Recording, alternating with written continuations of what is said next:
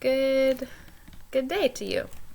This is lesson 3 for writing for April 14th. So you can watch this for that lesson. So today we are working on our headline and our byline.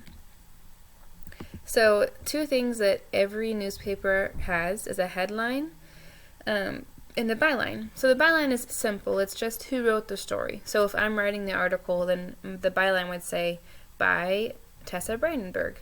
Yours would say by with your name after it. So that part's really easy.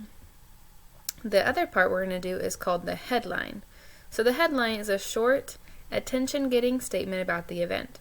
So it's kind of like the title, but it doesn't just tell you, it doesn't just state, like, I wouldn't just call it something that's not interesting, like school.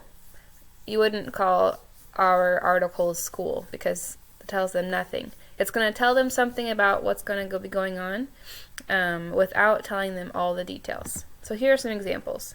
So this one is about, this headline that says, Pyramid of Djoser, Egypt's oldest pyramid restored to its former glory. So it doesn't just say pyramid, it's telling you that this story is about how they made this pyramid, they fixed it to make it like it used to be. This next one says, April's super pink moon will be this year's biggest and brightest full moon. So that makes me think, what's a pink moon? And this article is going to be about this pink moon that's going to be coming in April. So it makes me curious about what is this? And so that's what a headline is supposed to do. It's supposed to get the reader to want to read your article. So it tells them a little bit about it, and it helps them know, helps them get interested in what the article is about. Let's look at one more. This one, U.S. lawmakers pass $2.2 trillion relief bill to help blunt the economic impact of COVID-19 shutdowns. So there's a lot of big words in that. So I wouldn't suggest using that for using something like that for your article. You want your readers to understand what it means. Like the bill to help blunt the economic impact. That's a lot of big words that probably our readers won't understand. So you're going to want to make your headline something that's simple to understand for the readers that you're going to send this to. And then the last one, this one's simple. Wednesday's April Fool's Day. Hey, that's easy to understand. I know it's about April Fool's Day. I want to read more about it. So that's a way you can do that. So today we're going to write a headline. So if I go over to mine, mine's about school lunches. So my headline could be something like, let's write down some ideas.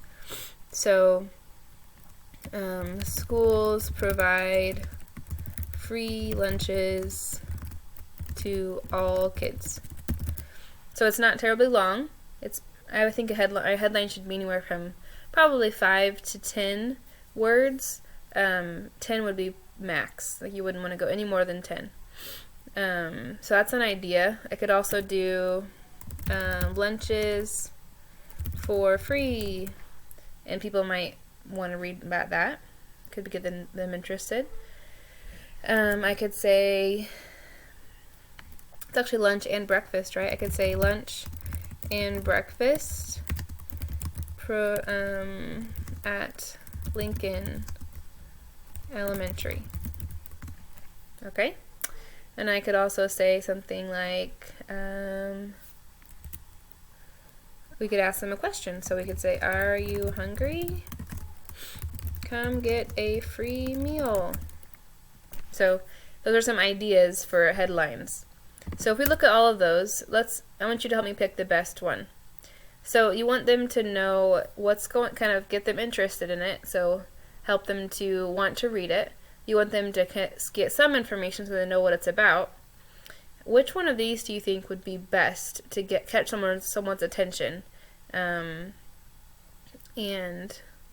get them to read it? So we have schools provide free lunches to all kids, lunches for free, lunch and breakfast at Lincoln Elementary. Are you hungry? Come get a free meal. So when I look at these, the first one, it tells you that there's free lunches, right? It also says for kids, which is good to know. And if I was going to look at that, I would want to read the article if I had kids or if I was a kid. The second one, lunch is for free. That's true, but I don't know anything about it. Like, why are the lunches? Where are they at? Who are they for? So there's not quite enough information in that one. So I'm going to say that was probably not the best option. Okay? Number 3, lunch and breakfast at Lincoln Elementary. It tells you what's happening, right? You're getting lunch and breakfast. But it almost sounds like school is still going on, right?